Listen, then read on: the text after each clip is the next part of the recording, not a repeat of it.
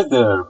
What we have here is a program developed in MATLAB GUI and it's for solving 2D truss structure via FEM. So what we have here on the left side, windows for input data, and on the right side we have the output data, which is going to be obtained by this program. So the first step to basically define our truss is to assign the nodes in the truss. So for example, here I'm going to have for x and for the first node for x and y 0 and 0, and for second I'm going to have 1 for x and 0 for y, and third 2 0. And here if I hit the preview I can see the position of nodes. Yes, and let me add two other nodes. So for x half and for 1 for y and 1.5 and 1, and let me see, yes. So next step here, I should assign the material property of the element that I'm going later to assign between the nodes. So here in this example, I'm just going to have one material property and it's going to be 200 gigapascal for Young motors, and for the cross-section area, I'm going to have 0.001 for all the elements that I'm going to have.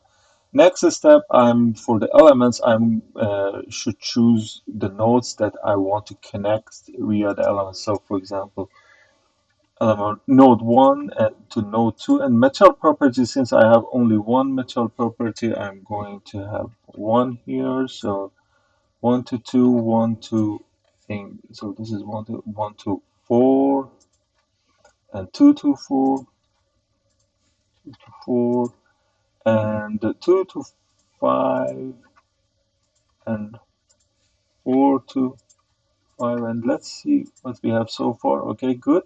And we have 2 to 3 and 5 to 3. So 2 to 3 and 5 to 3.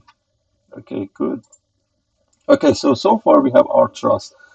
The next step is to assign the boundary conditions. Basically, we should determine which node should be fixed or restricted in their uh, motion. So first I'm going to fix node 1 in both an xy direction. So okay, here we see, and we see that, and for node 3, let's say it's just restricted in the y direction.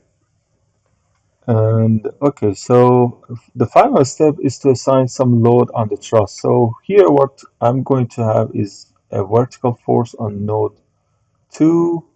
So what I'm going to have is node 2, and I'm going to have like maybe 1000 in the negative y direction. So also, yes, so we have this force.